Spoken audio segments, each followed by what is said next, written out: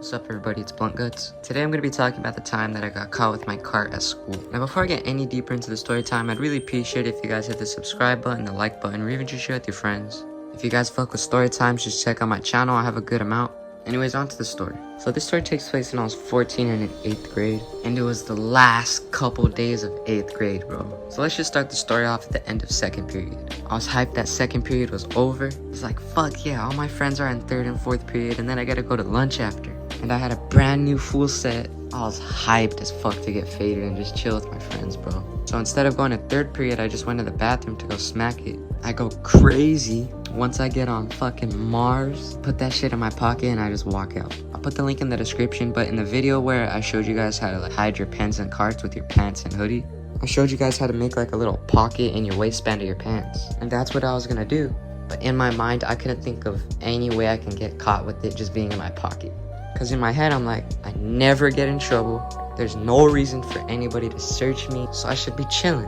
After I dip and go to 3rd period, we all had to walk in a single file line to the library to return our Chromebooks. Now, in order to get to the library, we have to walk through a basketball tournament. And there's like fucking 200 people around me. And as I'm walking, I see this dude, let's just call him Alex. We're friends. Every time me and Alex would see each other, we'd always fuck with each other. Like he'd run up to me, pull down my hood. We'd have roast battles and shit. And yeah, he was the homie. So as I'm walking, I see him.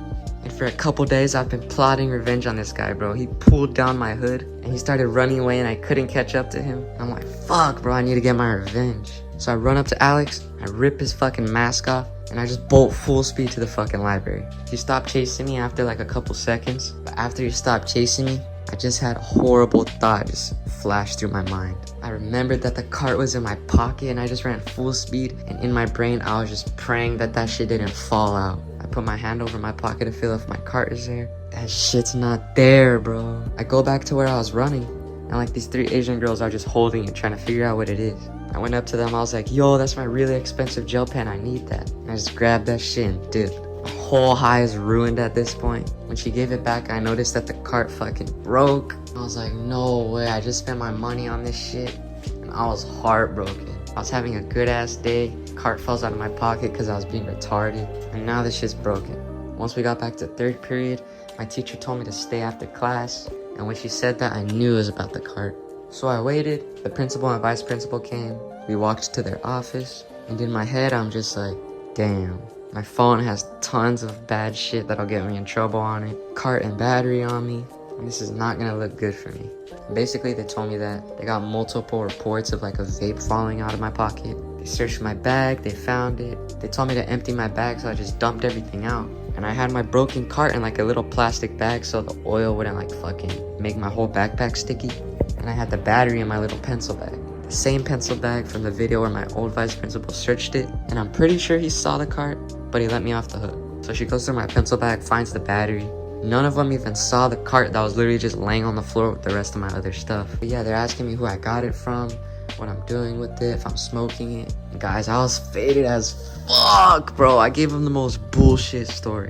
So I told them both that I was walking to school, and this random guy who's my age, who I've seen around, wanted me to carry the battery through the school, and at the end of the day, walk to the park and sell it to a guy for him. And the next time that I see the guy that wanted me to sell it for him, he'd give me some of his own personal money. That was my story.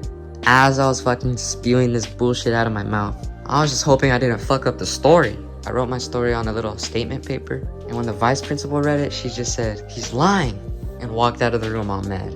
The principal wanted me to tell her who the guy who gave it to her was so that I would get less of a punishment, and I just told her, I'm not gonna snitch, and just do what you guys are gonna do. And even if I wanted to snitch, who am I gonna fucking snitch on? I literally just made up a bullshit ass story.